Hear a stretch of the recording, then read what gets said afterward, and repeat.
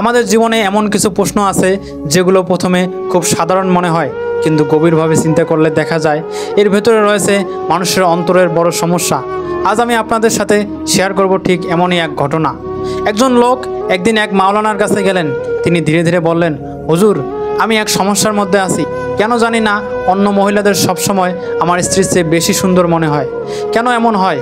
যখন প্রথমবার আমার স্ত্রীকে দেখি তখন মনে হয়েছিল এর চেয়ে সুন্দর মেয়ে আর একটাও নাই পৃথিবীতে।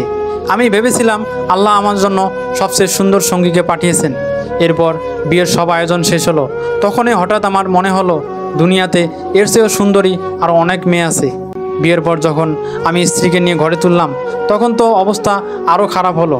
আমার মনে হতে লাগলো অনেক মেয়েই আমার স্ত্রীর চেয়ে বেশি সুন্দরী। কয়েক বছর কেটে গেল, এখন অবস্থা এমন দাঁড়িয়েছে যে আমার চোখে প্রতিটি নারী আমার স্ত্রীর চেয়ে অনেক বেশি সুন্দর মনে হয়। লোকটির কথা শুনে মাওলানা সাহেব শান্তভাবে বললেন, আমি তোমাকে এর চেয়ে ভয়ঙ্কর একটি সত্য বলবো। লোকটি অবাক হয়ে বলল, হুজুর বলেন। মাওলানা বলা শুরু করলেন, শোনো, যদি তুমি পৃথিবীর সব মহিলাকে বিয়ে করে ফেলো তাহলেও একদিন তোমার মনে হবে এই সব মহিলার চেয়েও রাস্তার ঘুরে বেড়ানো কুকুরগুলো সুন্দর। তুমি ভাবছো এটা অদ্ভুত কথা, কিন্তু না, এটা মানুষের মনের আসল রোগ। লোকটি বলল, হুজুর, কিন্তু কেন এমনটা হবে? সমস্যাটা আসলে কোথায়? তখন মাওলানা সাহেব বললেন, দেখো, সমস্যাটা তোমার স্ত্রীর মধ্যে নয়। তোমার স্ত্রী আগেও সুন্দর ছিল, এখনও সুন্দর আছে। সমস্যাটা হচ্ছে তোমার মনের ভেতর। যখন মানুষের অন্তর নষ্ট হয়ে যায়, যখন তার চোখ শুধু লোভে ভরে যায়, যখন আল্লাহর ভয় মানুষের ভেতর থেকে হারিয়ে যায়, তখন তার চোখ আর কিছুতেই শান্তি খুঁজে পায় না। তার চোখ অস্থির হতে থাকে, তার মন সবসময় নতুন কিছু চাইতে থাকে। সেই চোখ কখনো তৃপ্ত হয় না, সেই মন কখনো পূর্ণ হয় না। আর এই চোখের শেষ তৃপ্তি হয় কবরের মাটির ভিতরে। তোমার সমস্যা হলো তুমি হারাম এবং অপবিত্র জিনিসকে দেখা থেকে নিজেকে বিরত রাখতে পারছো না। তুমি যদি সবসময় অন্যের দিকে তাকাও, সবসময় দুনিয়ার অন্য নারীদের দিকে মন দাও, তবে তোমার চোখ কখনো শান্তি খুঁজে পাবে না।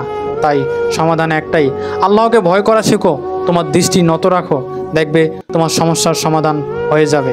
একথা শুনে লোকটি হুজুরের কাছ থেকে বিদায় নিয়ে গেল এবং হুজুরের কথা মতো অন্য নারীদের দিকে নজর কমালো, চোখ নিচে করে চলা শুরু করলো, অন্য নারীদের দিকে মনোযোগ কমালো।